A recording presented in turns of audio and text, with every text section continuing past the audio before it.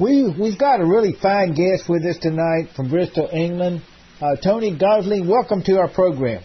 Hi there, George. Lovely to be with you again. Oh man, you've been really busy this week. Fill us in on some of the different things you've been doing.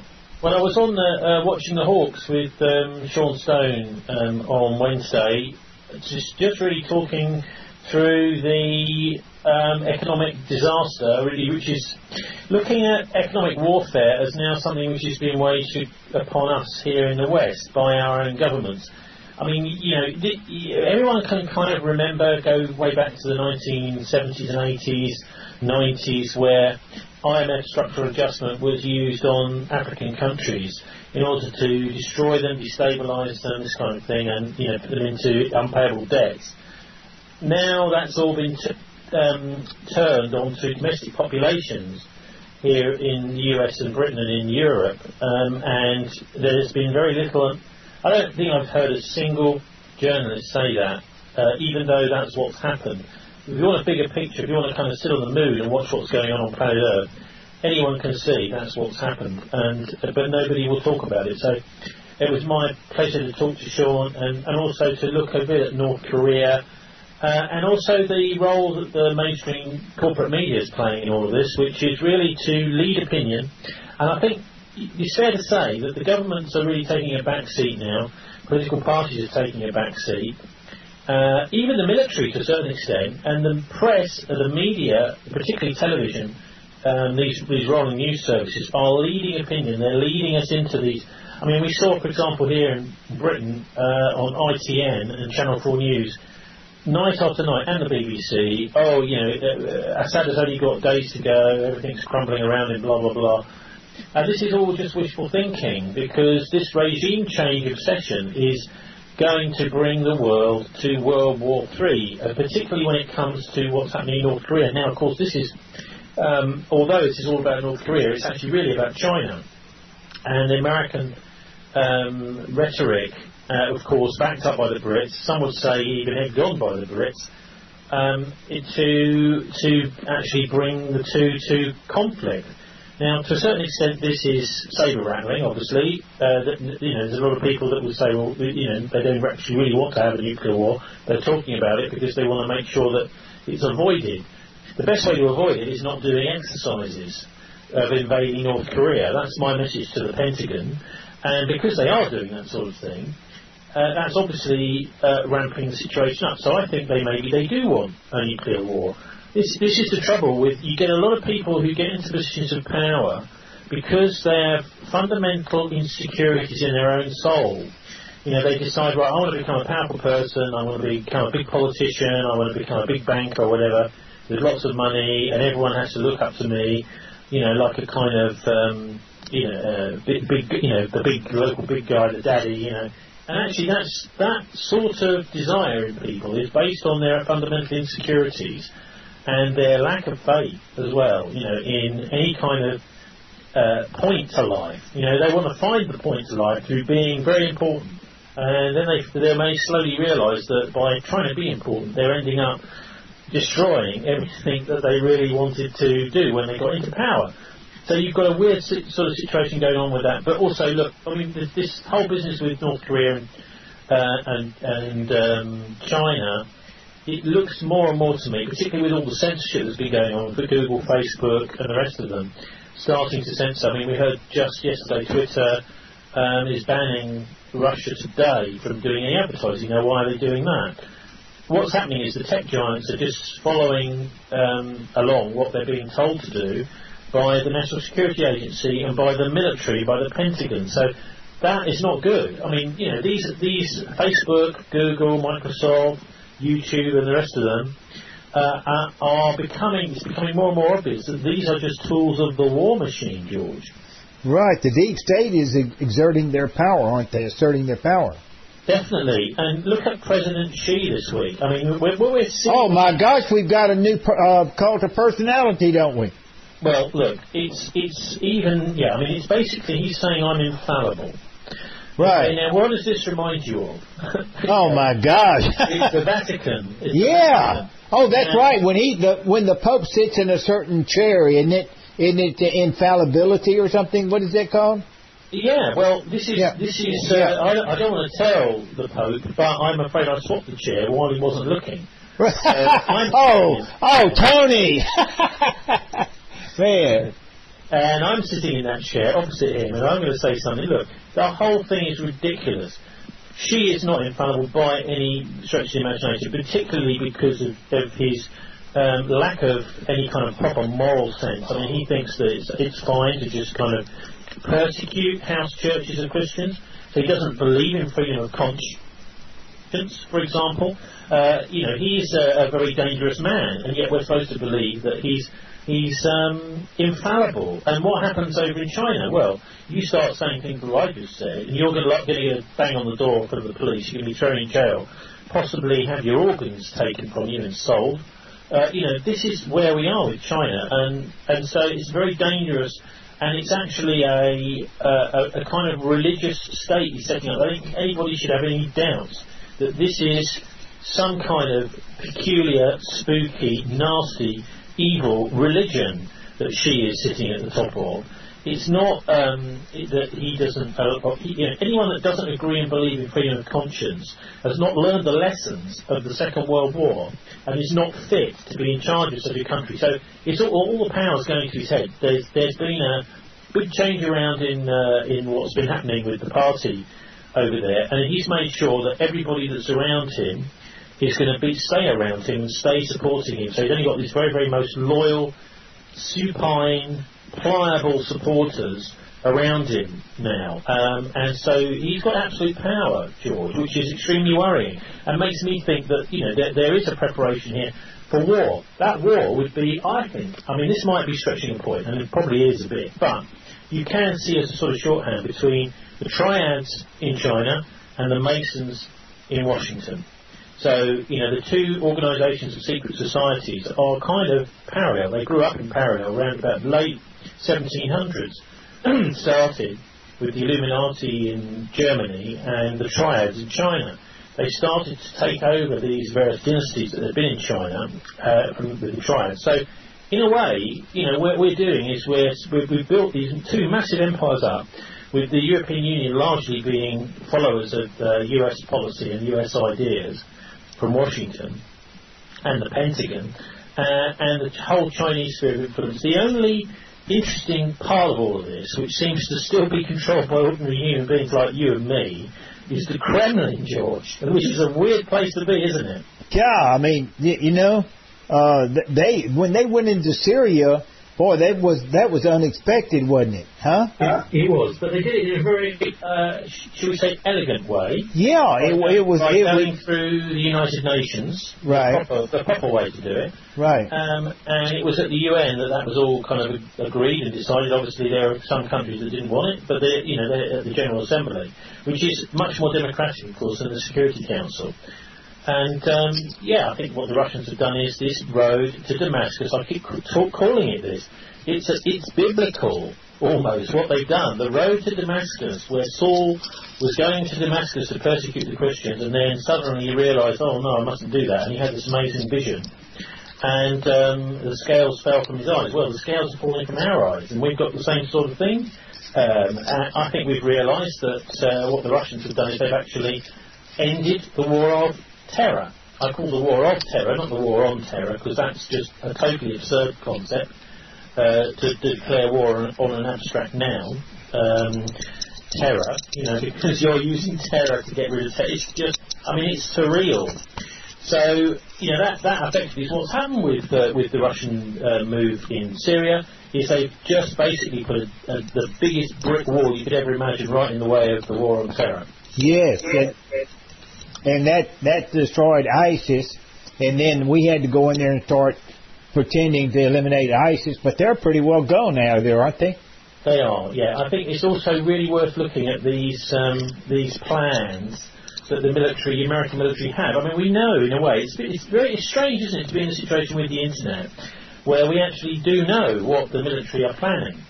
We don't often have this, so you could look. I think the two most important things to look at from a military point of view are the 2005, they call it the Blueprint for Action by General Thomas Barnett, I mean, he talks about causing chaos in independent countries in that report, and there's a map you'll see online of these non-integrating, what he calls non-integrating gap countries.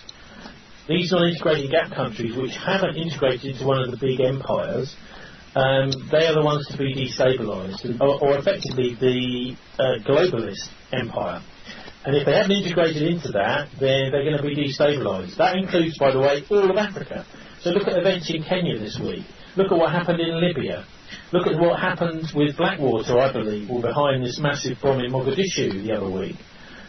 Look, that is effectively AFRICOM destabilising Africa, exactly along the lines of General Thomas Barnett's plan. And then you can go forward to another year, to 2006, and you pick up a copy, I think it was in June, of the Armed Forces Journal, and you'll see the plan for the new Middle East by Lieutenant Colonel Ralph Peters. His map is online. You can have a look at all the new countries that he wants to form in the Middle East. The most important aspect of that, though, is the route to Russia through the Caucasus. So they want to open up a military assault route through the Caucasus up to Russia, and they're going to create these new countries. So there's various new free countries. They put it free in front of it because it makes it sound cool. Free Kurdistan, free Baluchistan, and free Mecca. So these new countries, it's a bit like that old Sykes-Picot agreement from the First World War, end of the First World War, which was cooked up by the British Foreign Office and the French. And that was secret, that was kept secret, but it was exposed by the people of the Russian Revolution, Sykes-Picot. The idea being that you redraw all the boundaries and you have some crucial boundaries through the middle of ethnic lines so that you can create ethnic tensions which will cause incursions and trouble on those boundaries in the future. But that's exactly what this Lieutenant Colonel Ralph Peters' plan intends to do. Although, of course, the Kurds do need and want a homeland. I think it's really important all your listeners have a look at those two maps. The one is the blueprint for action map, but with the non-integrated gap countries from General Thomas Barnett, and Lieutenant Colonel Ralph Peters in 2006, the New Middle East. Because just by looking at a map, it's a bit like sometimes you pick up a map and it just helps you understand things, even a military map. Who is who in fighting over in Syria, for example. You can see who's where.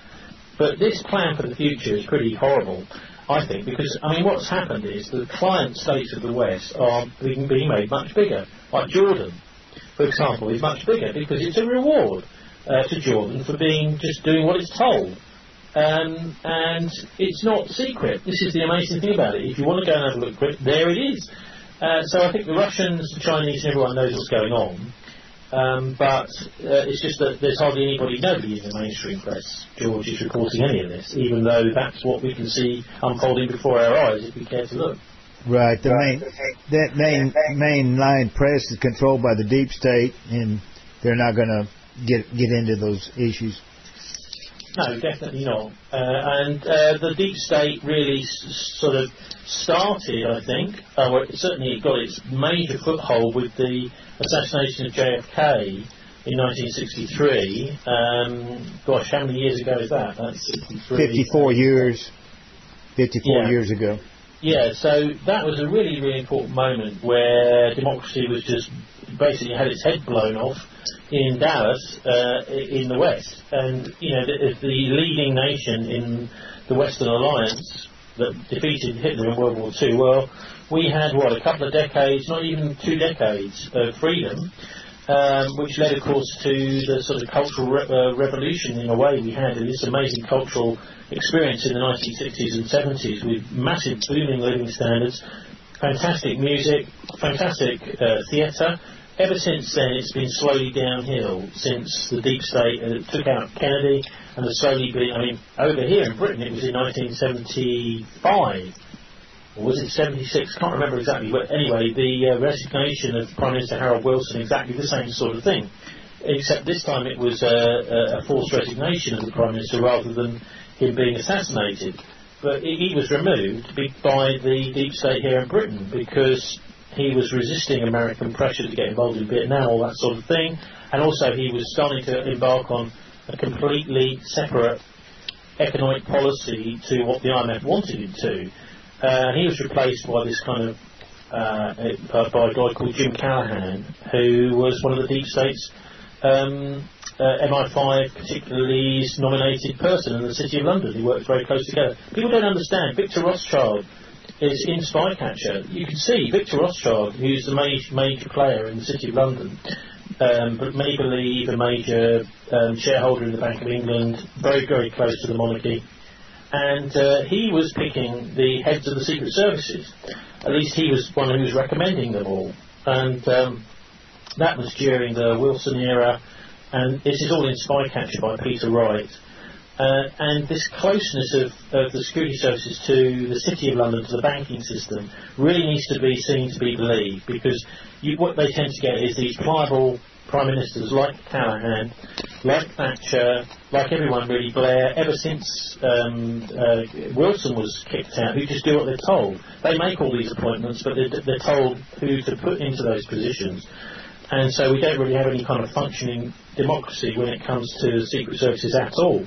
But look, with the JFK thing, I mean, it's called the JFK Files. It's quite a nice Twitter hashtag JFK Files. Yeah. Great to see the name Files coming up in the hashtag, because James Files looks to me to be by far the most credible witness, who was interviewed, I think it was in 2003, by Wim Dankbar, a Dutch journalist. Yeah, and he takes us through, if you go online you'll find an interview with James, 2.5 hours, really taking you through all of his experience, including the several attempts on his life after the assassination of JFK. Now, James Files was trained in the 82nd Airborne Division to survive in a combat zone, so he was fighting back. You know, when people turned up to try and kill him, he would shoot first. In fact, in some cases, I don't know about shooting first, but he was very able to survive. He was part of the Chicago mob, and he was a hitman for the Chicago mob. But that, to me, is the most credible. I mean, they were basically working for several agencies, that is to say, the FBI and the CIA, who were both fighting for their survival under, at least for the directors were, under Kennedy. He realised that these were corrupt organisations and that needed to be brought into line, and he was prepared to do that. They didn't want that. But also, very important to understand it, Lyndon Johnson, and I think it's called Teammate Plus, his company, I'm not quite sure, maybe we got that confused. But anyway, he had a business which then became Kellogg Brown Root, which he wanted to make money out of the Vietnam War. Yeah, he was involved with Brown and Root for years on contracts and stuff, giving them special contracts and yes, it awards. effectively was the secret government, the parallel government, the military-industrial complex, the Millicom, as some call it, just saying, well, look, we're not having this. We're going to have our wars. And, I think there's even been some nonsense I heard on the radio this morning here, George, saying that Lee Harvey Oswald went to Mexico City and met with a Russian hit squad. Look, Lee Harvey Oswald was quite obviously a patsy. I mean, he even said it himself, didn't he? Yes, he did. When he was arrested, he said he wasn't guilty of any of that. But he was involved with them. I'm interested to hear your take on it, because you're a bit closer to ground zero on the JFK assassination, George. Yeah, I was in ASA school, intelligence school, when it happened in Massachusetts. I came home that Christmas after the assassination and actually flew back on one of the LBJ planes back to Washington. And but we didn't know about LBJ's involvement at that time. That was Christmas of 1963. But my family knew the Johnson family. My uncle was pretty close to him, but my father was not, see. And so when we were growing up around the house, we always heard about LBJ's connection with Brown and Root, which was a construction company out of Houston. And LBJ had close ties with them and got a lot of big contracts for them over the years. But, these books about LBJ are proving out that he was intimately involved, and he was getting close to being indicted, along with Bobby Baker and others. Billy Saul Estes on some crooked deals. So he was coming to the end of his career with federal indictments, and so this served his purpose as well to get rid of Kennedy, see. And that's what happened. Well, the press has been pretty poor on, well, I mean, it's been just the sort of rubbish that you'd expect, I'm afraid, from the mainstream press that's really just working for a handful of banksters, criminals, and ne'er-do-wells who seem to just want war to make money. They don't care about ordinary people. But there's one of the most interesting revelations was about the scores, and you can go online and find this, is about the scores of journalists that have been recruited by the CIA to give a positive spin about what was happening with the Kennedy assassination. In other words, not to allow articles to be printed and to give them warnings that if an article looked like it was going to go into a newspaper about the conspiracy theories. Well, I mean, I shouldn't really be using that term. We should be, they had been using the word assassination theories at the time, and these were various ways of exploring, journalists exploring, and others, and sometimes it was actually the police leaking things to journalists, saying, well, look, we want this in the paper because we think this is important. Those assassination theories were led, I think it's probably fair to say at the time, by this guy Mark Lane, who was very close. He was a lawyer who was very close to JFK, and various people had come to say things to him and to tip him in the right direction about who was really responsible. So that's one aspect to it all, but I think you've got to understand how these things work. If you've got a whole bunch of agents in newsrooms who are informing the CIA whenever there's a possible article that might be critical of them in relation to the JFK assassination that is being researched and written, they can then take action to stop that. Now, what they do is to also, well, I mean, there's all sorts of things they can do. The simplest one is to issue denials about certain things, because they know something's about to be printed, then they can issue a counter-statement, lies, in other words, to try and just dissuade an editor from, the editor will just go and tap the journalist on the shoulder and say, look, this thing you're looking into, look, there's just been a statement by the CIA, there's no way, or maybe by the local feds, who it may be by someone else completely different, who's another CIA cover. So your article, I'm afraid we're going to have to spike it because it's just a load of rubbish, So this is one way they do things, by issuing these strategic denials. And I suppose another really important way is by simply writing an article. Now, it may be that it's discrediting somebody who's actually that they're afraid of, is a credible witness. It may be a whole load of completely confected nonsense, in other words, to steer people in the wrong direction. But these journalists the CIA are paying would be just simply put their name on the bottom of the article and get it into the newspaper. That's their job. So the manipulation of the press post the JFK assassination is spelled out in these JFK files really clearly, and none of it has been reported, as far as I can see, in any of the mainstream press at all, because of course they're totally embarrassed by the fact that they helped to create the mess that the world has become since it by helping cover up for JFK's killers. So also another thing which is in the JFK files is the reports of multiple shooters, which of course gets rid of any of the ideas that Lee Harvey Oswald could have possibly done this on his own. But then that isn't reported either. Finally, I've seen some, I'm not sure if it's from this particular leak, or not a leak, is it? It's a publication of the files. The involvement of George H.W. Bush, who for years he wasn't supposed to have been anywhere near it or involved, and yet there is a very famous photograph which looks like George Herbert Walker Bush in Dallas that day. Yeah, there was a party at Murchison's mansion the night before, and Madeline Brown, who was LBJ's girlfriend, wrote a book and outed a lot of inside information about them talking about getting rid of Kennedy the next day at that party. That's right, saying that John F. Kennedy is not going to trouble us again. That's right, and it happened.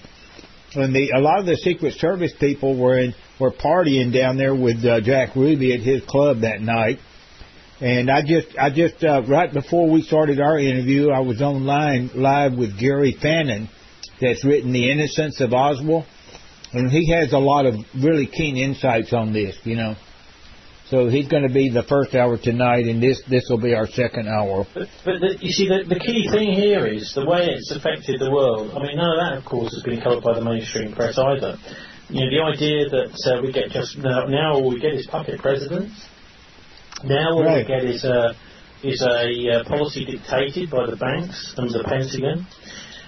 We get things like 9/11 attacks, which are not properly investigated, because we've got a complete reversal of what should be going on. We've got private interests controlling the major political parties. Right. And we don't have any real democracy. We have a sham democracy. Now, one of the things we do have, which is very valuable, is the freedom of expression. The only thing is that the big guns, that is to say the mainstream press, with their millions and some billions of viewers and listeners, and readers, they steer well clear of any of this stuff we're talking about, George, because they know which side their bread is buttered, as we say. That is to say, their money, the advertising money, is coming from the big corporations. In many cases, most of the shares are owned by big private interests who have got links to the military-industrial complex. In fact, it's not just about the news media, the TV news, the TV documentary companies, the radios, the big radio networks, the newspapers, the online presence of big organisations like The Guardian, the New York Times, and the rest of them. It also goes much deeper than that, because it's about who owns the people that publish magazines, who owns the big publishers like HarperCollins, who... Well, Time. Yeah, Time was a big thing during this period. Time magazine. Yeah, the magazines and the books. And they bought the Zapruder film, see. Time magazine was being managed by C.D. Jackson, who was a former OSS out of Eisenhower's White House. No, they didn't want to release the Zapruder film, did they? No, they kept it close under lock and key for years. Which is an absolutely key piece. It's not just ghoulish to talk about. It's a key piece of evidence for anyone like you and I who wants to look and see exactly what happened. You can see the guy is being shot from in front, and this is exactly as James Files describes it. And of course, he's looking at Kennedy as he shot him through a scope on his what is called a Remington fireball, apparently, that he used. Well, that's what James Files is claiming. There's some people that dispute that he was the one that did that. Well, there's bound to be, because they wouldn't want the truth to come out if it was him. I mean, I can't say categorically. All I'll say to your listeners is, you make your own mind up about what happened with JFK, but do not do that until you've had a listen to the long interview. It's about 2.5 hours with James Files. Yeah, I've listened to it. Most convincing. And if you look at all the links to Johnny Roselli, to Charles Nicoletti being in the Deltec building, and to the Chicago mob, to the place he stayed in Mesquite, just up the road from, the kind of motives that he describes as being behind it, the CIA management through David Atlee Phillips, all these kinds of things. The fact that he's talking about he met Oswald as well. He was introduced to Oswald not long before. He puts together, if you want to be the jury in this case, because the judiciary is corrupt and the mainstream media is corrupt, so you need to go straight to being the jury and just listen to the... Exactly. That's good advice. You'll find this one witness that's got it all. The other thing is, like I say, he survived these several attempts to kill him. And that's only because he was a sharpshooter, and he was very much battle combat prepared and trained and experienced. Anyone that can survive on a battlefield is more likely to be able to survive in downtown Chicago if someone orders somebody to kill them. So they may actually be able to survive that by grabbing the gun, rolling over into the ditch, whatever, and firing back, which is what James says he did. Right. We have Roscoe White that figured prominently in this Dealey Plaza shooting. So he was working for naval intelligence, we believe. Another thing with Files is that nobody in the mainstream press seems to have used 1 inch of William Dankfile's footage to show anywhere. So the mainstream press just don't want to touch it. Actually, funnily enough, the Daily Express over here in Britain and the Daily Mail of both published articles about James Files. And I just think, what he says adds up for me. It adds up almost 100%. But obviously I wasn't there. I can't tell. I haven't got all the resources to go into all the various details. But certainly as a witness, he has the names of the mob down pat. You know what I mean? And that probably. You know what? This is the weird thing about that interview. Right, and you would sit and think, I don't want to listen to an interview with the guy that killed Kennedy. What a terrible man he must be. Right. The weird thing is, George, you warm to the guy. Yeah, you can see, he's part of a system, basically. He's part of the mafia. He's part of the Chicago mob. What had happened was the mob had helped get the Kennedys elected, and then what had happened was the Kennedys had then started to think about, well, maybe we should actually rein back the mob. So, of course, they were not happy about that. So the Kennedy brothers were going after the mob. That's right. Jimmy Hoffa. People like that. So the result has been, basically, the West has now become the evil empire with this total sham of democracy. The only thing is that it's actually fairly fragile, because the mainstream press is very controlled. All of the military, the main parts of the military are very controlled, but the vast majority are not. So, you've got the situation a little bit like China. It's very different to Russia. Think about the way Russia works politically, and China. China has got a handful of people at the top who, if they were pushed out, they could easily be replaced by a much different government and a different system. Whereas Russia, in the Kremlin, have got a very, very strong pro-democracy bunch. I mean, people might think that's rubbish, but it isn't. They actually want the future of Russia, and they can see, in a way, they've defined what Russia is by the way that the West has been trying to topple the Kremlin for hundreds of years. And they know that what they've got is something worth keeping or worth valuing. So, maybe the communists, who knows, when they get back in Russia someday. I don't think Putin would like that, and certainly Russia today won't, because they censor. They don't really have any kind of stuff about the Russian Communist Party, which is the main opposition to Putin. So it's almost as if they don't exist, on RT. So in a way, Putin is using RT a bit like the City of London uses the BBC, just to say what it wants to say. Yeah, it's a mouthpiece for him. Yeah. I think so. But I think the Kremlin is by far the most credible political force in the world today, I think, and they're acting as a kind of de facto United Nations. I've said that before, but everything they do seems to me to be sensible, normal, and they're not being provoked.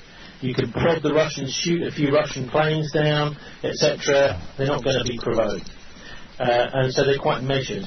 And meanwhile, I think their military is very, very well trained and well armed. I mean, I was walking around in Moscow a few years ago. You see the military in uniform walking around the street. They look proud to be part of the military. Yeah. Here in Britain, I was sitting next to some guy at a railway station the other day from the British military, and they just look kind of guilty. They look like they don't want to have a conversation with anybody.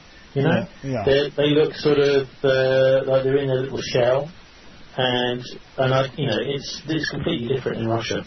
Well, I think the Russians are in the mode of a nationalistic mode right now, and rebuilding that nationalism type. Yeah, and I think that's probably what. In a way, they're starting kind of new type of globalism, George. Yeah. That's what I'd say, which is a globalism which respects differences.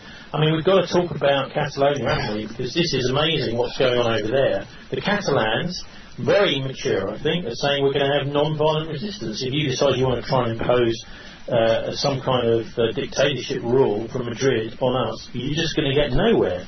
And this is almost like the tradition of Gandhi or something, comes to Spain. And I think they've learnt over the years that you don't get anywhere by having these kind of massive violent struggles, because it hands propaganda victories to your enemy. And they are enemies. I mean, what they've done in Madrid is they're now stealing taxes from all over Catalonia, and they're seeing nothing coming back in return. No investment in Catalonia. It's just it's become a robbery racket, the Spanish government. And of course all the other regions, like Andalusia, there are various other regions as well, the Basque region, that's right. are also looking at the same thing. In Portugal, I was chatting to a Portuguese guy the other day. Portugal fought these battles hundreds of years ago with Madrid and won. You know, so I think it's fascinating to see just how much the European Union has disillusioned everyone, because it's managing this kind of almost trying to manage the 800 million people in Europe like a kind of business. We're at the top and we're just going to tax everybody, and then we're going to spend the money on our mates and on what we want. And by the way, our mates are bankers, you know, so that money's going to all go to them. Now this can't last, because, you know, as the Brits have said with Brexit, the Spanish with Catalonia, the Germans actually, if they had the chance to vote, may well vote out of the European Union. And the French too. I mean, they blocked that by having the Macron getting in. Yeah, they stopped that nationalistic movement. Also got I mean, they've had votes in Milan and Venice as well about seceding from Italy, independence there. So what's happening, I think, is that there's been such a massive centralisation of power in Brussels. That the various countries around Europe are saying, well, we've had enough of that. Also, really important to mention this week in the Daily Mail and various other papers, on Reuters, in Brabant, in Belgium, not far from Brussels, there's this policeman this week he was police chief, and he was on his deathbed recently. And this has been confirmed by the police over there, that he confessed to being the ringleader of a bunch of the Gladio killers. So these 28 people their gang killed, innocent people, mostly in Belgian supermarkets in the 1980s. And it was actually, they were blaming it on the Russians at the time, saying all the Russians are over here, they're trying to destabilise our country. No. It's your own police, fascists within your own police, the far right within your own police. They're actually killing their own people. Now, an amazing story, but of course very little coverage on radio and television about that one, George. Right. That Gladio was a terrible thing. Yeah, but it's becoming absolutely, you know, the evidence is stacking up and up and up about it. It's quite clear that when we see terrorist attacks like the ones we had here in Britain in the run-up to the general election earlier this year, Manchester Arena attack, London Bridge attack, the Westminster Bridge attack, every single time now we need to be thinking Gladio. We need to be thinking this is fascists within our own system who are trying to institute a strategy of tension just like they were in Italy. And in fact, you can see the NATO strategy of tension in Italy and the P2 lodge which was behind it. By the way, that's the secret government. Anyone wants to know how secret governments work, look at P2. You know, this is propaganda duet. And they were running things, and they were running the strategy of tension. It was them behind the assassination of the former Prime Minister Aldo Moro. You know, so this is the way it works. It really works behind the scenes when you get down to the Fascist International. And you know, people talk about, oh, what do you mean the Fascist International? I've heard of the Socialist International, but not the Fascist. Well, the fascism is supposed to come across as nationalistic. Of course, it's not. There's international fascists, and they are based around something called the Le Cercle, Le Pinay Cercle, which is far more secretive than the Bilderberg. And finally, so I have to go in a second, but just to let you know, it looks this year as if the Bilderberg is going to be in Italy. I just got a Italy, really? Oh man! Which is a beautiful place, of course. Lovely to come and visit at the beginning of June. Looks like the first weekend of June. Now, I'm not saying this for definite, right? Right. Okay. All you can do is get a tip, because I've noticed that there's one of the hotels, the Marriott, it's on an island in Venice.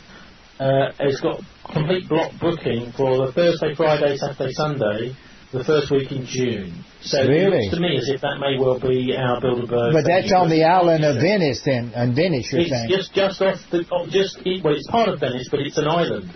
Right. So there's a shuttle apparently that goes backwards and forwards. So that will be an interesting shuttle to watch. Maybe you know, anyone with a ship or a boat. I'm going to get my sailboat out. I'm going to break my sailboat. You're going to get across the Atlantic. Good luck. Yeah. I'll do it independently, individual. I think you have to use the trade winds, don't you? I use the trade winds. Yeah. Yeah, I'll have to plan that out. And you can have some fun crossing the Bay of Biscay as well. Bay of Biscay. Yeah, that's fun, man. But once you get into the Mediterranean, it's plain sailing. Right. Smooth as silk. Well, Tony, thank you for being with us this evening. And, boy, you really put out a lot of good information for our listening audience. It's always a pleasure to chat with you, George. And my latest you can see online, which is the latest edition of Watching the Hawks with Sean Stone. And also I did a piece on Press TV, which is about the Balfour Declaration, where I was kind of wrestling with this nice lady from New York who seems to think that the people who are running Israel now are actually descended from people from the Middle East. And I pointed out, all you need to do is look at the colour of their skin. They're not actually from the Middle East. All of the senior people in Netanyahu's cabinet are white-skinned, and they're mostly from Eastern Europe. And then for saying that, she said I was a racist for saying that. Well, oh my God! I know. You just look at the colour of the skin. That's all you do to see if the people were from that part of the world originally. And of course they're not. But anyway, that was quite interesting. And of course, the Balfour Declaration, 100 years of that. An absolute nightmare, and we need to always remind ourselves that there is this plan that the Balfour Declaration was part of, which is all to do with reconstituting Jerusalem as the exclusive, underlined exclusive, capital for the Zionists, and that they will rebuild the temple, that's their plan, and that there will be some sort of Armageddon-style war with Islam. This is the crazy religion of Christian Zionism. It's the greatest heresy of our age, and it's far more dangerous than any Islamic fundamentalism, even that the Saudis have managed to cook up. Well, I tell you. Well, thank you very much, Tony. All right, George. See you again soon. If anyone wants to hear the radio show, our radio show we're doing here in Bristol, which is always good fun. Yeah. Bristol's a good city for, I think, for people in the US to keep an eye on. Since we did discover America, apparently, back in 1497 with John Cabot's journey. Right. And, so keep an eye on us, because I think we have all sorts of interesting things going on in our city, but we do cover things from all over the world, of course. And we had a good look at the boycott Google search and the monopoly, the trust that's being created by these big tech companies. Great article we were covering this week. So that's at thisweek.org.uk, and then we've got the 9/11 forum, 9/11forum.org.uk, as well as my old Bilderberg website, bilderberg.org. Right, we've got that up right now. Okay? Cheers, George. Okay. Yeah, cheers. Thank you. God bless. Take care. Bye-bye. Good night.